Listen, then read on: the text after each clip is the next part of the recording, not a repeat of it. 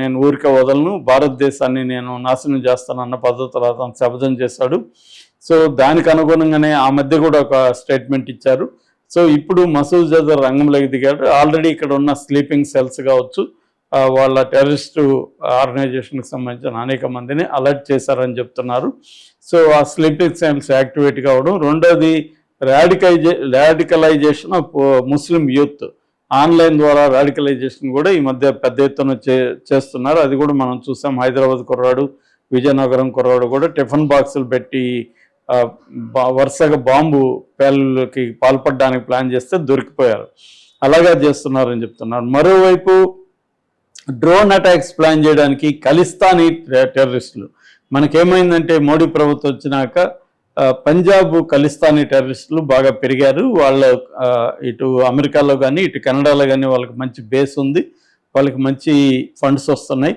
So వాళ్ళు ఇప్పుడు ఇండియాలో ఈ పాకిస్తాన్ టెర్రరిస్టులతో కలిసి అనేక విచ్ఛిన్న కార్యకలాపాలకు పాల్గొనడానికి వాళ్ళు ట్రై చేస్తున్నారు. మరోవైపు బంగ్లాదేశ్లో ప్రధానంగా ముస్లిం దేశం కాబట్టి ఆ దేశం అంతా కూడా ఇండియాకి యాంటీ అయింది. ఎందుకంటే ఒకటి, మనం అక్కడ వాళ్ళ అంతర్గత వ్యవహారాల్లో జోక్యం చేసుకోకపోయినా వాళ్ళ మాజీ ప్రధానమంత్రికి మనం దాని ఏమంటారు షెల్టర్ ఇవ్వడం, తర్వాత అక్కడ కొంతమంది హత్యలకు కారణం ఇండియా అని వాళ్ళు ఆరోపిస్తుండడం, ఇవన్నీ ఏంటంటే అక్కడ యాంటీ ఇండియా సెంటిమెంట్ బలంగా పెరిగింది. సో బంగ్లాదేశ్లో ఉండే కొన్ని మత తీవ్రవాద శక్తులు, ఎందుకంటే ఇక్కడ యూనస్ వచ్చిన తర్వాత అనేక మందిని జైళ్ళలో ఉంచి ఇస్లామిక్ టెర్రరిస్టులని రిలీజ్ చేసేసారు.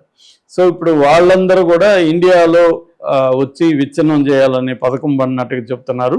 సో ఇప్పుడు ఏంటంటే అనేక ప్రాంతాల మీద డ్రోన్ అటాక్స్ చేయాలనేది కొత్తగా, మామూలుగా అయితే బాంబులు పెట్టి పేల్చడం అనేది కనిపిస్తుంది. ఈసారి అటు కాకుండా డ్రోన్ అటాక్స్ చేద్దాం అనేది ప్లాన్ చేస్తున్నారు.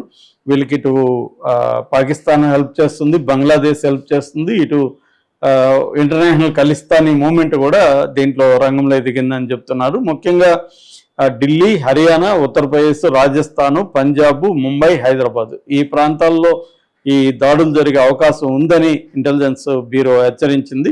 దానికి అనుగుణంగా ఇప్పుడు అన్ని చోట్ల హై అలర్ట్ ప్రకటించారు. ఢిల్లీలో దాదాపు 50,000 మంది పోలీసుల్ని రంగంలోకి దిస్తున్నారు. అట్లాగే 65 కంపెనీలకు సంబంధించిన పారామిలిటరీ బలగాలు కూడా ఢిల్లీలో దిగాయి.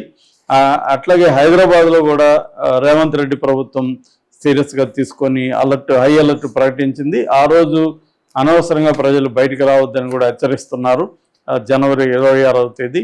సో ఎక్కడికక్కడ అప్రమత్తంగా ఉండమని చెప్తున్నారు. అట్లాగే గవర్నమెంట్ కూడా బలగాలను ఎంత దించి సెర్చ్ అండ్ కార్డన్ ఆపరేషన్లు చేయడం అనేది జరుగుతుంది. ఎందుకంటే మనకి ఇండియాలో ఎక్కడ ముస్లిం టెర్రరిస్టులు యాక్టివిటీలు చేసినా దాని లింకులు హైదరాబాద్లో కనిపిస్తూ ఉంటాయి. సో కాబట్టి హైదరాబాద్ కూడా వెరీ ఇంపార్టెంట్ ప్లేసు. హైదరాబాదులో కూడా టెర్రరిస్ట్ యాక్టివిటీలు జరిగే అవకాశం ఉందని చెప్తున్నారు. అందుకని హై అలర్ట్ అయితే ప్రకటించారు. సో ఓవరాల్గా ఈ లష్కరే తోయిబా కావచ్చు, జైష్ ఈ మహమ్మద్ అనే సంస్థకు సంబంధించిన మసూద్ అజర్ కావచ్చు, అట్లాగే ఖలిస్తానీ సంస్థలు కావచ్చు, బంగ్లాదేశ్ బేస్డ్ ఇస్లామిక్ జమాతే ఇస్లామీ లాంటి సంస్థలు అక్కడ ఉన్నాయి బలంగా. సో వాళ్ళు కావచ్చు. సో వీళ్ళందరూ కూడా ఒక కోఆర్డినేటెడ్ ఎఫర్ట్తో ఇండియా మీద బాంబులు వర్షం కురిపించి ప్రజల్ని పెద్ద ఎత్తున చంపి రిపబ్లిక్ డేని అస్తవ్యస్తం చేయాలని ఒక ప్లాన్ చేసుకున్నట్టయితే కనిపిస్తుంది. అందుకని గవర్నమెంట్స్ అయితే అప్రమత్తం అయినాయి. ఏం జరుగుతుందని చూడాలి.